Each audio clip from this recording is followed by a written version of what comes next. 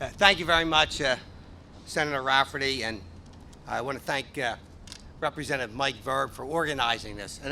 And I really mean that because it's hard to negotiate up in Harrisburg at the negotiating table, and then as you arrive home, you think you're in the middle of a campaign. And I say that because almost starting 2 months ago, on a weekly basis, we've been receiving these glossy mailers, okay, saying how wrong the Republicans are. And Senator Rafferty and Representative Verb have mentioned that we also got elected. We have large majorities in the House. After the governor's proposal to increase spending by 16% in the first week of March, we held 3 weeks worth of appropriations hearings. We brought in as cabinet members. We asked questions, tough questions.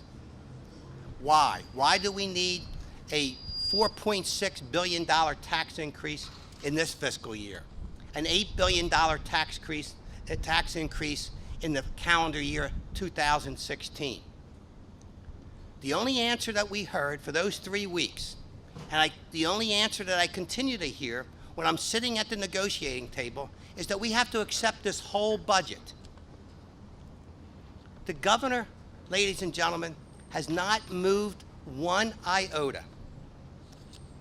I have sat in numerous meetings with his chief of staff, with the budget secretary. They have not moved off this massive tax increase. What these mailers have done, to I'm sure Governor Wolf's surprise, is that it has energized our base, the people that put us in Harrisburg, people that I know personally, that you see at local restaurants, that I do tax returns for, that I coach their football teams for. They trust us going to Harrisburg for some type of balance. This governor is using campaign tactics that I've never seen before. I've heard over $1 million, either in TV ads, radio ads, or mailers throughout the Commonwealth of Pennsylvania. They're all identical. We're all wrong, he's right, according to these mailers. Well, I have news for the governor. You cannot veto a budget that increases education spending by over $300 million, that makes its pension contribution of $1.7 billion, and increases human services for those Pennsylvania residents that need it the most. If there was items that he disagreed with, he could have blue lined them responsibly, and we'd have been negotiating on those blue line items separately. This is the first governor in over 40 years that has blue lined the entire budget, the full veto. And he did it hours after we put the budget address and the budget on his desk. He did not review that. I challenge him. There's $13 billion worth of line items that we either increase the spending or equal to.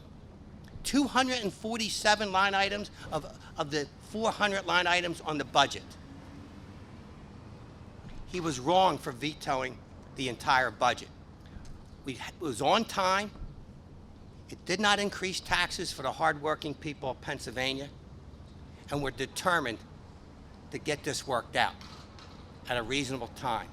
But I resent coming home every week and seeing nothing but campaign-style literature sent into my district saying how wrong and what we're doing against education and the Human Services Department. A wrong tactic, and I believe it's going to backfire on this governor. It's my privilege to introduce a good friend and colleague of mine for many years in Harrisburg, Representative Kate Harper from Montgomery County. Thank you.